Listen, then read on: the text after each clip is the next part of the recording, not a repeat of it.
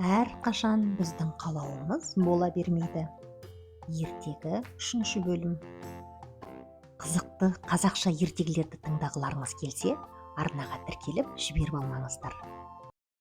Сонымен, бүгін Қонжықтың көңіл күйі болмады. Ол өте шарасыз кейіптеді, өте шарасыз. Анашым, неліктен олар баруы тиіс деп қыңқылдады Қонжық. Анасы күліп, оның басынан сипады. Олар бізбен баруға тиіс, Қонжық. Оларға орман туралы бәрін айтып беретін үлкен аға керек. Бірақ мен тек өзіміз барғанды қалаймын, анашым, деп айқайлады Қонжық. Кешір, балақай, әрқашан біздің қалауымыз бола бермейді, деп жауап берді анасы. Анасы оған жақында сәбиінің жарық дүниеге келетіні туралы айтқан кезде, Қонжық аңырап, абыржып қалған еді.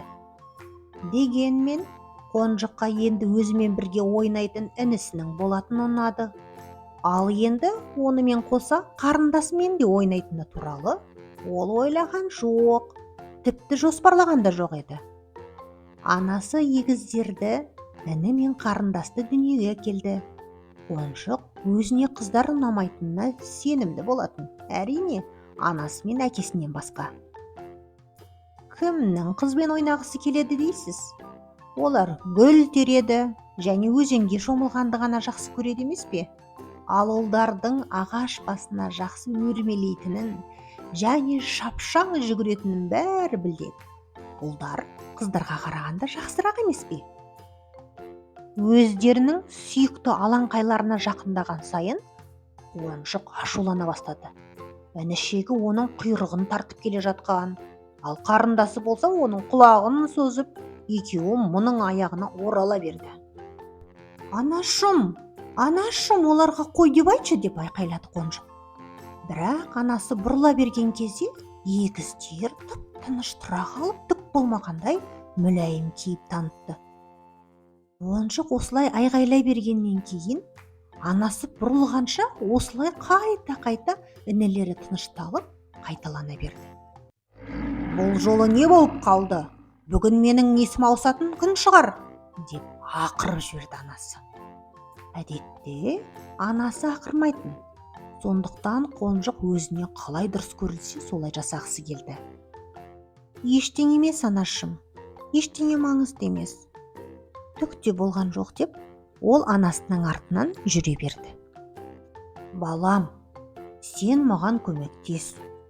Іні қарындасыңды өзенге апаршы, олар балықты көрсін, деді анасы. Анасы егіздерді шөпке отырғызып, оларға былай деді.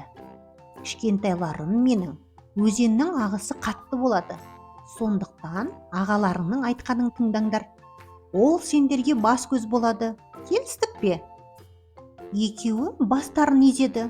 Қонжық оларды өзін зеріктіреді деп есептесе де, бұл жолы олардың алдында өзін ересек, маңызды әрі байсалды сезінді. Сонымен, анамыздың не дегенін сендер екеуің де естідіңдер ғой, соңымнан еріңдер, деді Қонжық. Алғаш рет балақайлар мұның айтқанын тыңдады. Жолда келе жатып, Қонжық балықты қалай аулау керектігін, өзенде қандай қауіп болатыны туралы айтып берді. Әкем маған балық аулайтынын көрсетті. Ал енді мен сендерге соны үйретем, деді ол. Осы болып жатқан жайттар Қонжыққа ұнай бастады. Ол басын көтеріп, тәкаппар кейіпте жүріп келе жатты. Дегенмен, сақтық үшін жан-жағына да қарап қояды. Бұл таң қаларлық еді. Былайғы уақытта мазасыз інісі мен қарындасы өздерін жақсы ұстап, мұның соңынан тып-тыныш жүріп келе жатты. Өзіне үлкен аға болу соншалықты ұнайтынын Қонжық та сезіп келеді. Ол өз-өзіне разы болып келе жатқаны сондай, соңында келе жатқан сотқар егіздердің не деп сыбырлап келе жатқандарын да естімей қалды.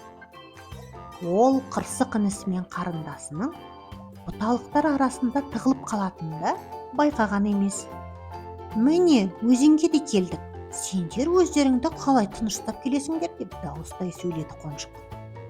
Ол артына бұрылған кезде оны қолайсыз тосынсый күтіп тұр еді. Егіздер жоқ. Екі қонжық бірдей жоғалып кетіпті. Қонжық оларды шақырды, іздеді, бірақ таба алмады.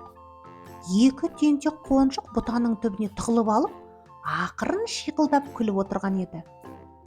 Ал қатты абыржыған қонжық оларды іздеп табу үшін алдыға қарай жүріп кетті. Қонжық егіздерді жанын сала іздеді. Оларды қанша шақырса да ешкім дыбыс бермеді. Жақын маңдағы барлық бұталардың түбін тексеріп, ағаштарды да қарап шықты. Кішкентай қонжықтар еш жерде болмай шықты. Ол өзен жағасын сүзіп шықты, бірақ інісі мен қарындасын таба алмады. Қонжықтың әбден көңілі түсіп, кәдімгідей қайғыра бастады. Орман ересектердің қарауынсыз серуендеп жүрген кішкентай қонжықтар үшін өте қауіпті еді. Екі бұзық қонжық болса, ағаларының өздерін қалай іздеп жүргенін сырттан қарап тұрды. Олар ағалары жандарынан байқамай өтіп кеткенше күтіп тұрды да, сосын төменге, өзенге қарай жүгіре жөнелді. Қане, өзенге барып суды соққылап ойнайық деп ұсыныс жасады қарындасы. Бірақ ағасы басын шайқады. Қонжық, бұл қауіпті деп айтты, ал мен жүзу білмеймін. Егер жүзе алмасаң, суға секірме деп жауап берді қарындасы. Құлаған ағаш басына шығып бара жатты. Құлап жатқан ағаш көпірге ұқсайтын. Қара, бұл қауіпті емес, және мен балықтарды көріп тұрмын деп айқайлады ол. Бері кел, қорқақ қонжық. Кел, қарашы, бұл тіпті де қауіпті емес деп айқайлады тағы да қарындасы. Ол шайқалып тұрған бөрененің үстіне секіріп тұрды. Жақсы деп шешті. Мен келе жатырмын деп ағасы қарындасына қарай жақындай жөнелді. Қонжық ұлдың аяқтары сәл-сәл жалпақтау, иықтары аздап қуатты, ал денесі ауырлау еді. Қонжық бөренеге отырып қалғанда ол қатты шайқалып кетті. Оның аяқтары дірілдеп, ал бөрене тербетіле бастады.